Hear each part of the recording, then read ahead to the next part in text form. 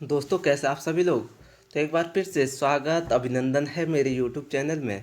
तो दोस्तों, आज लेकर आया हूँ मैं महत्वपूर्ण 50 क्वेश्चन। ये 50 क्वेश्चन आगामी एग्जाम के लिए बहुत ही महत्वपूर्ण क्वेश्चन होंगे।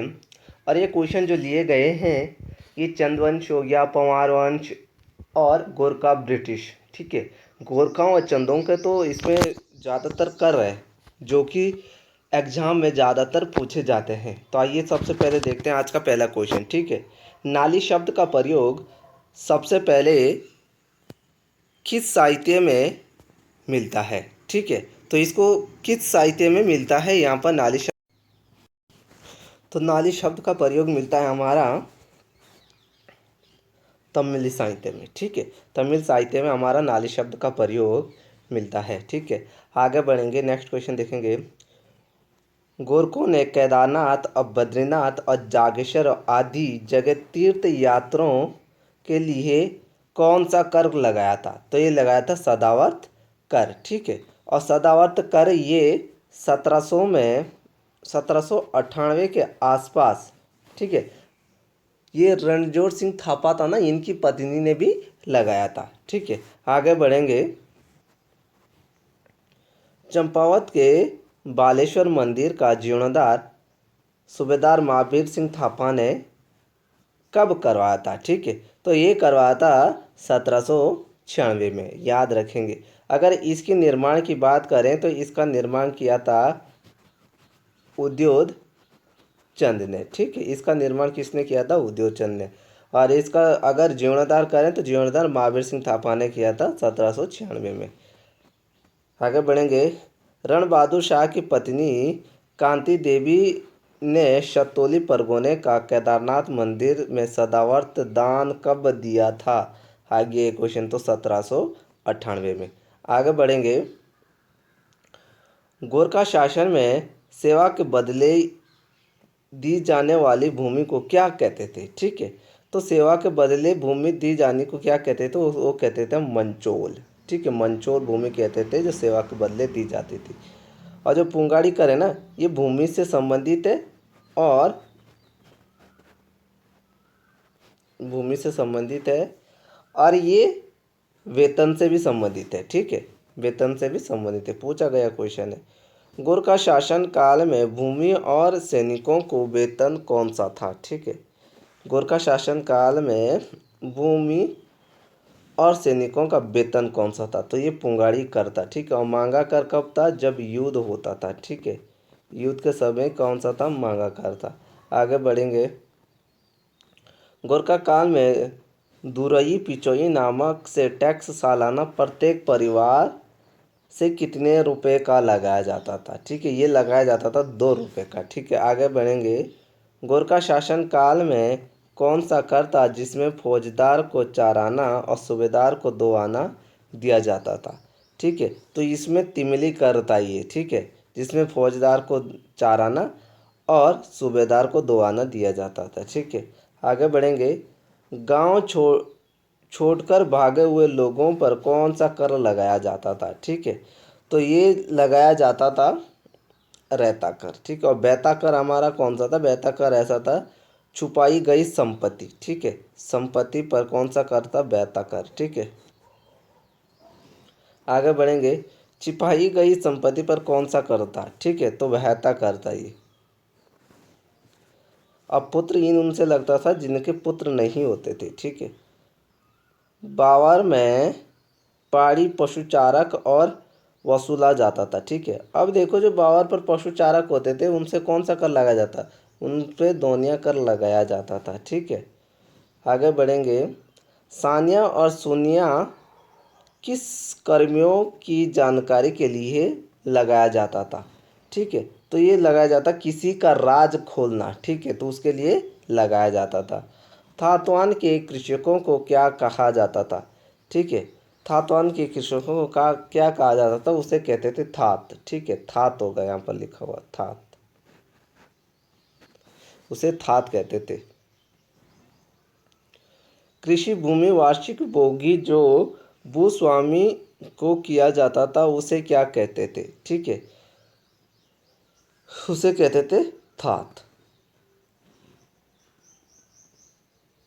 वो भूमि कौन सी थी जिसका बंटवारा नहीं किया जाता था और जिसका स्वामित्व गांव के संपूर्ण निवासी रहते थे?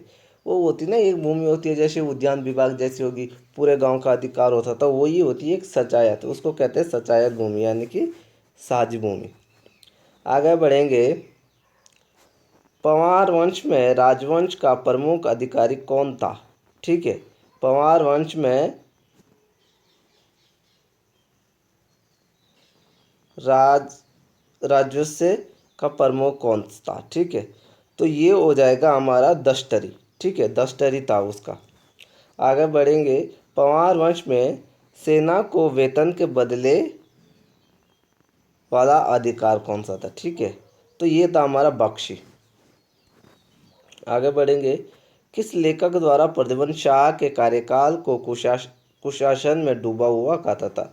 तो वो कहते हैं हमारे शिव प्रसाद डबराल। ठीक है, डबराल जी कहते हैं ये। गाय और भैंसों से कौन सा कर लिया जाता था? ठीक है, तो उसे लिया जाता था पुछई कर। आगे बढ़ेंगे। ब्यास घाटी का अंतिम गांव कौन सा था? तो ब्यास घाटी का अंतिम गांव भाई कौन सा था? कुंती। ठीक है, आगे बढ़ेंगे। परमान शासन की तुलना औरंगजेब से की जाती थी। ठीक है, तो किससे की जाती थी? तो ये था मैदनी शाह। ठीक है, जो मैदनी शाह था हमारा 49वां राजा था, बाकी श्याम शाह हमारा 45वां राजा था। कभी कभी ऐसे क्वेश्चन आ जाते हैं। फतेह शाह हो गया हमारा 46वां राजा, और ये हो गया हमारा प्रद्युम्न शाह 54वां राजा, ये ध्यान रखेंगे। आगे बढ़ेंगे। चीन पर लाल छाप पुस्तक के लेखक कौन है? ठीक है, तो चीन पर लाल छाप पुस्तक के लेखक कौन है? तो शांता प्रसाद है। कर्णावती व मुगल सेना के बीच युद्ध का वर्णन मिलता है।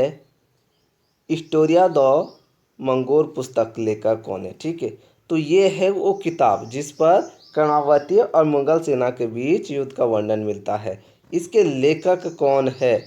ठीक है, तो निकोलस मन्नुची। ठीक है, ये इसके लेखक है। आगे बढ़ेंगे।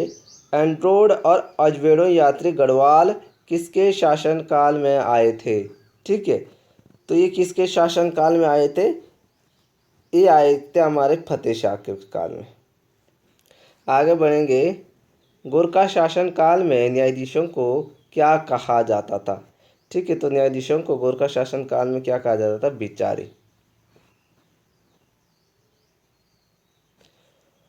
अल्मोड़ा में कितनी मुर्दा मिली है जो कि ब्रिटिश संग्रहालय में लंदन में रखी गई है? तो ये मिली हमारी 4।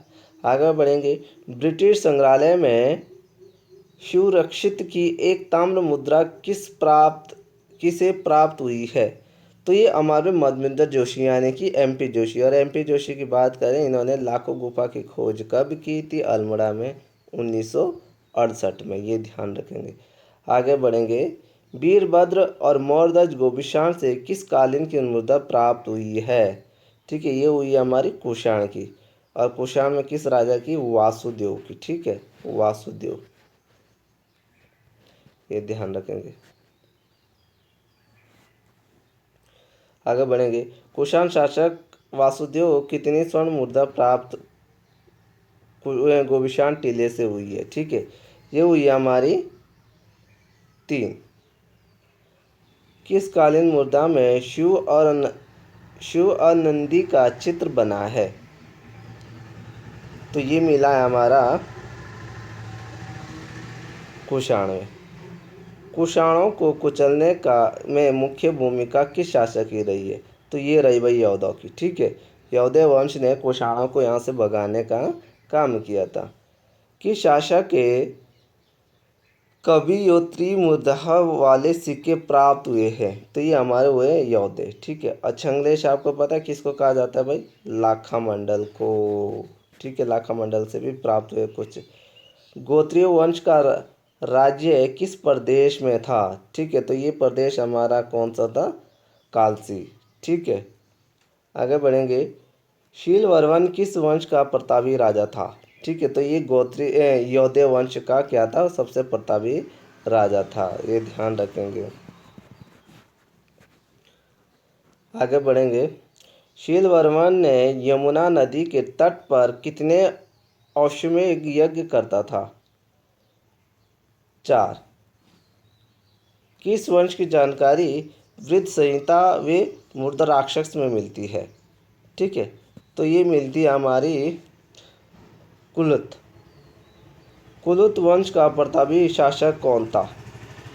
ठीक है, तो ये वीर्यस था। ठीक है, कुलुत वंश का प्रतापी राजा कौन था? वीर्यस। वीर्यस, ठीक है, ये ध्यान रखेंगे। आगे बढ़ेंगे। यदुवंशी राजाओं की जानकारी कहाँ से प्राप्त हुई है? तो ये हुई है हमारी यदुवंशों की शिवपुर से। यदुवंश के संस्थापक कौन थे? तो ये हमारे हो जाएंगे यदुवंश के शैलवर्मन। ठीक है, यमुना प्रदेश में यदुओं की राजधानी कहाँ पर थी? तो ये राजधानी इनकी कहाँ थी? शिवपुर से थी। नागों की पुष्टि त्रिशूल के किस लेख से प्राप्त हुई है? ठीक है, नागों की पुष्टि किस लेख से प्राप्त हुई है? वो हमारी कहाँ से? गोपेश्वर। और गोपेश्वर कहाँ पड़ता है? हमारा चमोली में। ठीक है, ये ध्यान रखेंगे। 4 राजाओं की जानकारी हमें वहाँ से मिलती है। गोपेश्वर त्रिशूल लेख में कितने राजाओं के नाम मिलते हैं? तो कितने मिलते हैं? 4 राजाओं के नाम। गोपेश्वर त्रिशूल लेख में किस राजा का नाम मिलता है? ठीक है, तो ये किसका मिलता है? सभी का मिलता है, यहाँ पर ध्यान रखेंगे। गोपेश्वर त्रिशूल लेख में किस लिपि का प्रयोग होता है? तो ये हुआ है ब्राह्मी लिपि का प्रयोग। कनकपाल ने पवार वंश की स्थापना कब की थी?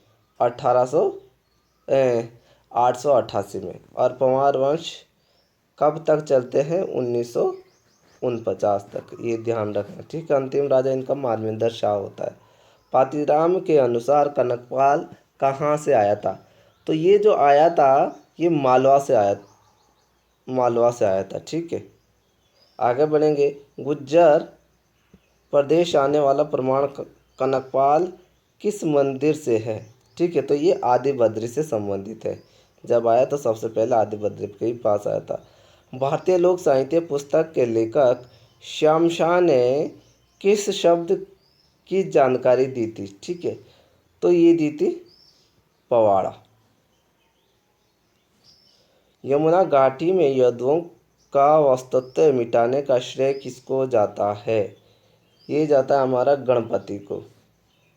अंतिम क्वेश्चन है, छंगलेश वंश का पहला नाम किसका मिलता है? ठीक है, तो जयदास का मिलता है। और नरपति का भी, यानी कि ऑप्शन डी।